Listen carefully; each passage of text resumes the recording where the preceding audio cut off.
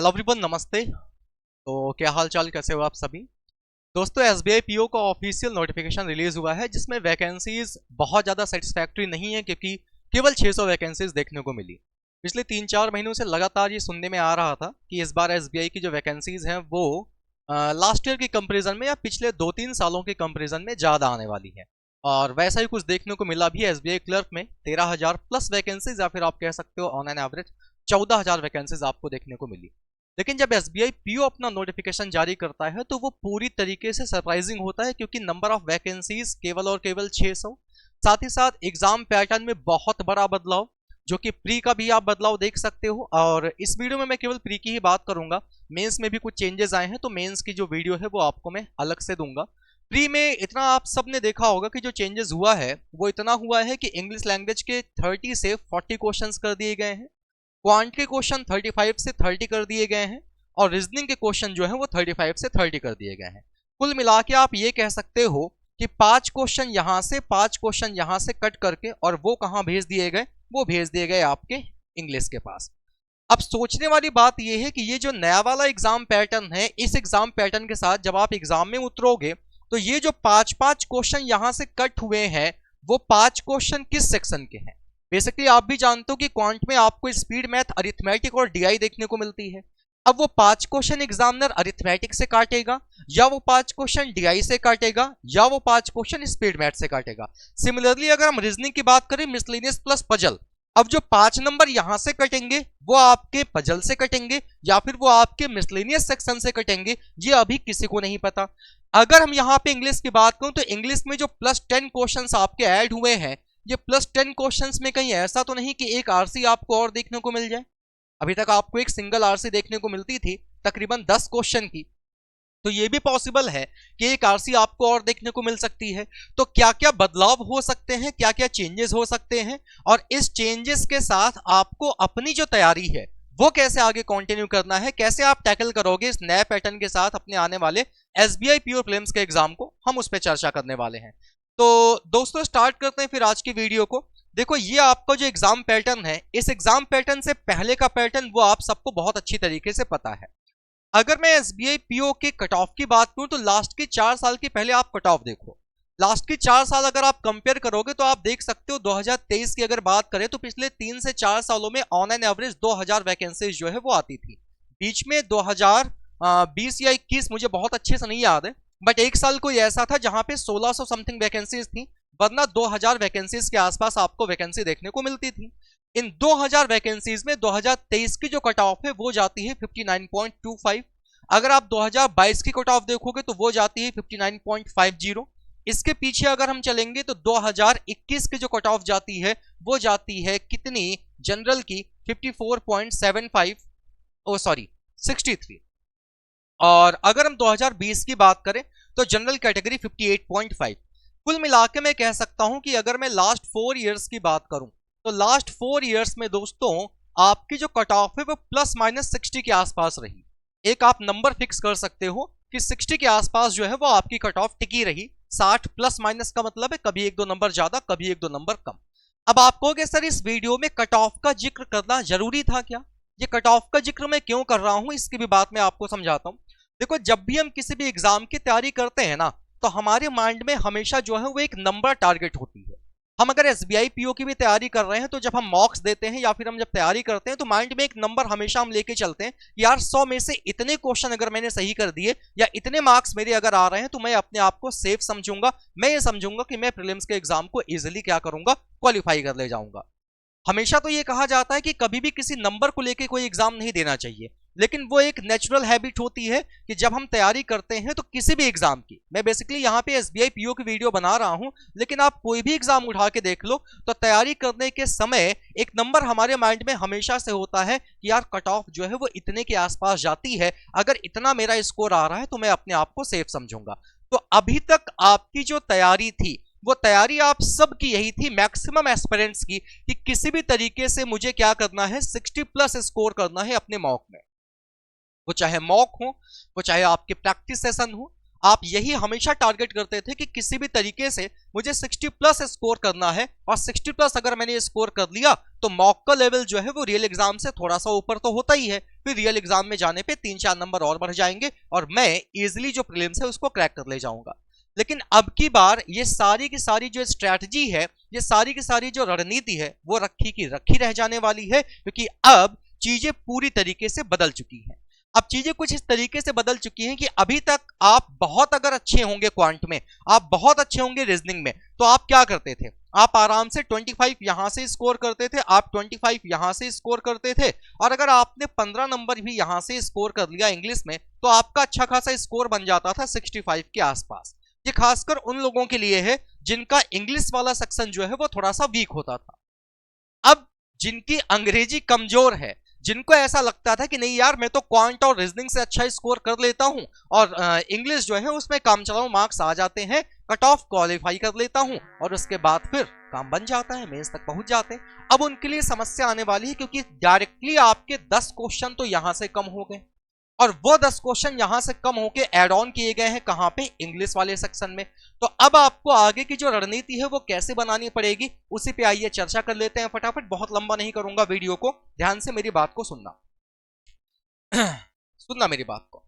देखो, अगर मैं मैथ की बात करूं, यानी कि अगर मैं क्वांट की बात करूं और क्वांट के साथ साथ अगर मैं रीजनिंग की बात करूं, तो अभी तक क्या होता था दोस्तों, क्वांट की अगर मैं पिछले 3 साल की एनालिसिस आपको बताऊं तो पिछले 3 साल में 10 से 12 क्वेश्चन तकरीबन हर एक शिफ्ट में आपको स्पीड मैथ के देखने को मिलते थे, स्पीड मैथ।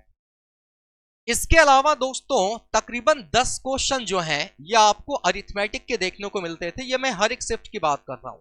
और जो आपका डेटा बचता था ऑन एन एवरेज 15 क्वेश्चंस, तो ये आपको डीआई के देखने को मिलते थे, और ये डीआई चाहे आपकी ग्राफ बेस्ड हो या फिर इसे में आपको कैशलेट भी देखने को मिल जाती थी। फिर अगर मैं बात करूं रीजनिंग की, तो रीजनिंग में दोस्तों 2 कैटेगरी बनती थी, एक बनती थी आपकी मिसलेनियस की और एक कैटेगरी जो है वो आपकी बनती थी पजल की। मिसलेनियस की बात करेंगे तो तकरीबन 10 से 15 क्वेश्चन जो है वो आपको मिसलेनियस के देखने को मिलते थे, और पजल की बात करें 20 से 25 क्वेश्चन जो है वो आपको पजल से देखने को मिलते थे। कैटेगरी कुछ ऐसी बनती थी कि पजल के अगर 25 क्वेश्चन है तो 10 क्वेश्चन आपको मिसलेनियस से देखने को मिलते थे, और अगर पजल के आपके टोटल 20 क्वेश्चन है कहां से, पजल से, तो बाकी 15 क्वेश्चन जो है वो आपको मिसलेनियस से देखने को मिलते थे। अब की बार एग्जामिनर यहाँ पे 5-5 क्वेश्चंस की कटौती करेगा। अगर आप मुझसे पूछो कि मुझे क्या लगता है, मेरे इतने साल का जो तजुर्बा है वो क्या कहता है, क्योंकि ये तो देखो किसी को नहीं पता कि वो 5 क्वेश्चन कहां से कट होने वाले हैं। ये जो एग्जाम है जिसको आप अभी अपीयर करोगे, ये आपके लिए थोड़ा सा चैलेंजिंग होने वाला है, और चैलेंजिंग इसलिए होने वाला है क्योंकि आज तक कभी इस नए पैटर्न के साथ एग्जाम किसी ने दिया नहीं है। एग्जामिनर क्या सोच रहा है वो हम केवल प्रेडिक्ट कर सकते हैं, एग्जैक्टली तो नहीं बता सकते।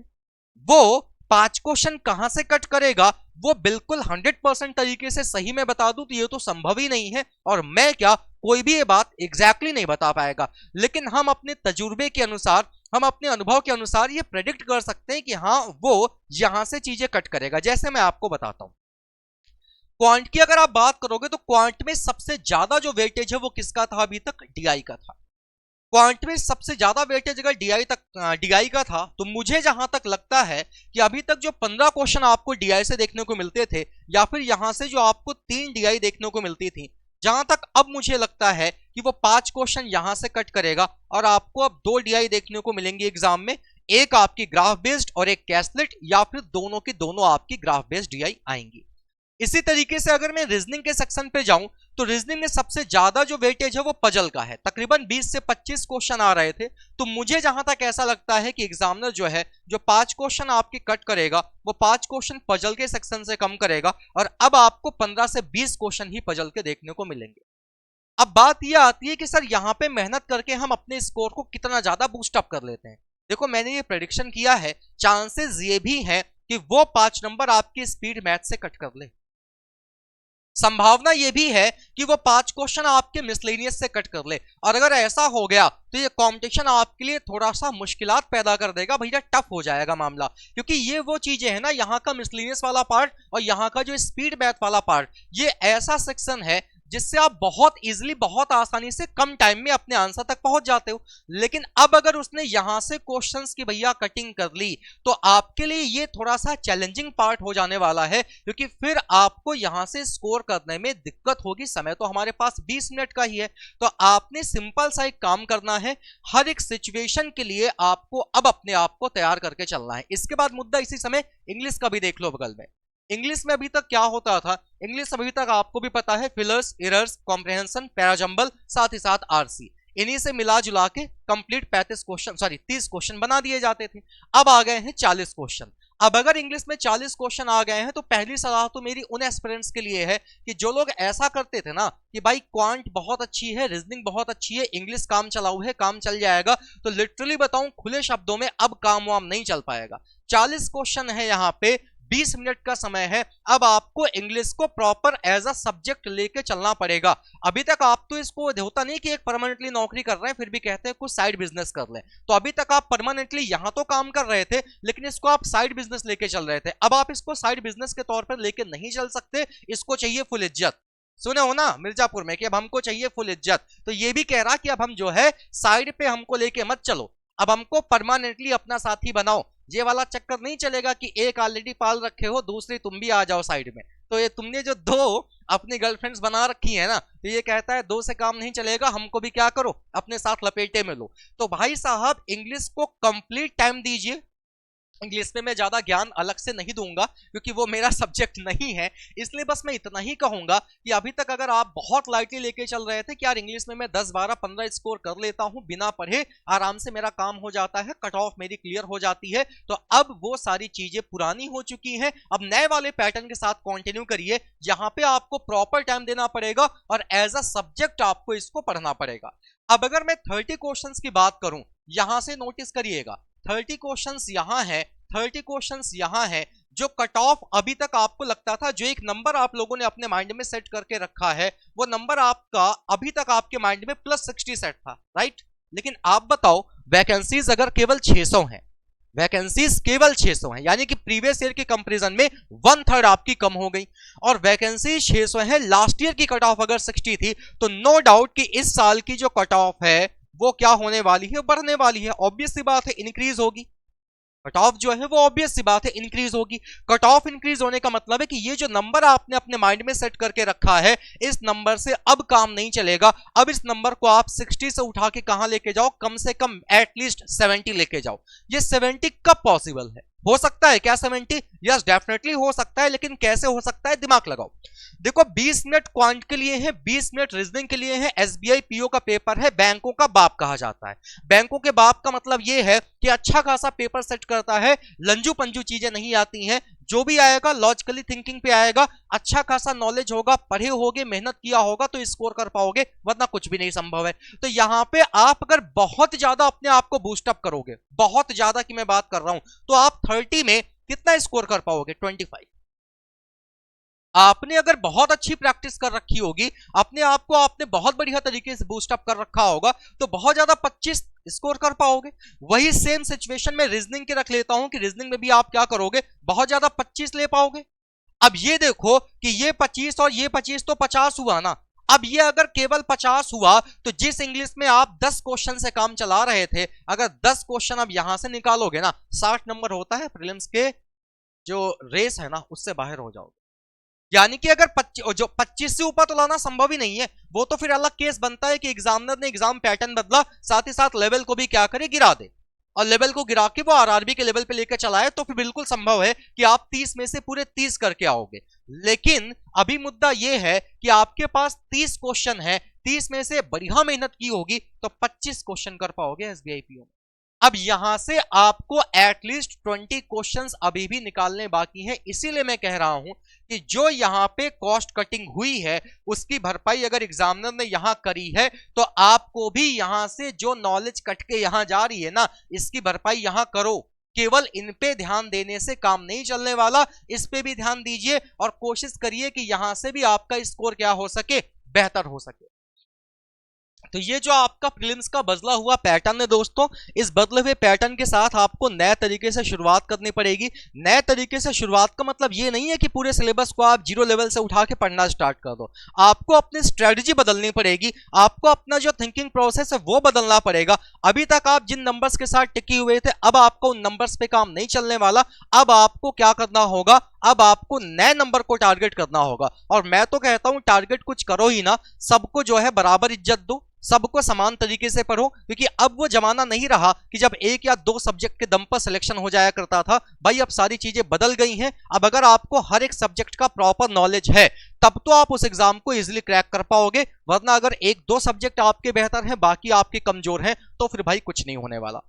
तो ये जो आपको मैंने एक एनालिसिस कराई कि आप लास्ट ईयर की कट ऑफ देखो, इस साल की कट ऑफ बढ़ सकती है, डेफिनेटली बढ़ सकती है। जिस नंबर को अभी तक आप टारगेट करके तैयारी कर रहे थे उसमें थोड़ा सा चेंजेस आपको लाने होंगे। ये बात मैंने आपको बस इसलिए बताई ताकि आप यहां से दिमाग जो है वो यहां भी लगाओ। ऐसा नहीं है कि यहां दिमाग लगाने के चक्कर में यहां से दिमाग हटा लेना है, इसको भी लेके चलना है, इसको भी लेके चलना है। और मैं आपको डरा नहीं रहा हूं। अभी मुझे पता है बाद में कई सारे लोग कमेंट करेंगे सर आपने तो डरा दिया, मैं बिल्कुल भी डरा नहीं रहा हूं। बट मैं आपसे बस इतना आपको समझाना चाहता हूं कि अपने आप को उस सिचुएशन के लिए तैयार रखो जो आपको प्रीलिम्स के एग्जाम वाले दिन फेस करनी है।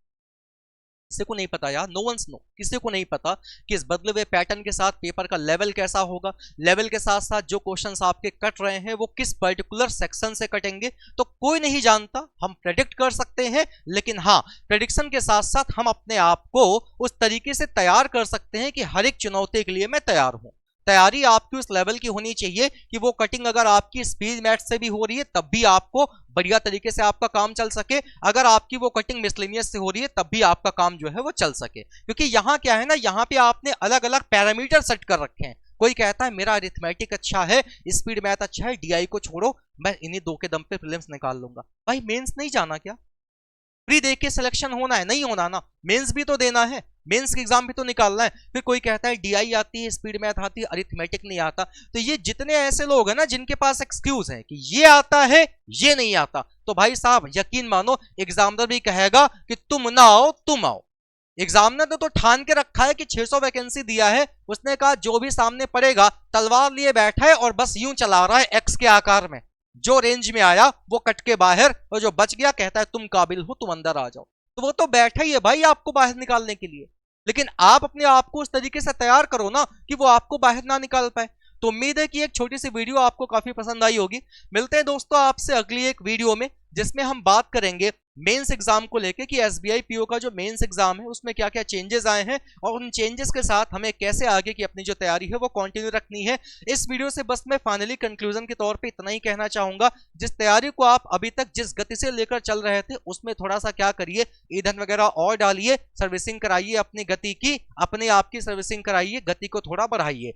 दूसरी इंपॉर्टेंट बात जो है वो जो स्पेशली आप एक नंबर को टारगेट करके तैयारी कर रहे थे, अब उस नंबर को भूल जाइए। आप सेल्फ एनालिसिस कर लीजिए कि इन चीजों में आप कितना बेहतर स्कोर कर पाओगे। आपको खुद आइडिया लग जाएगा कि किस सेक्शन पे मुझे कैसे काम करना चाहिए। So thank you so much दोस्तों, रखिए अपना ख्याल, टेक केयर, बाय।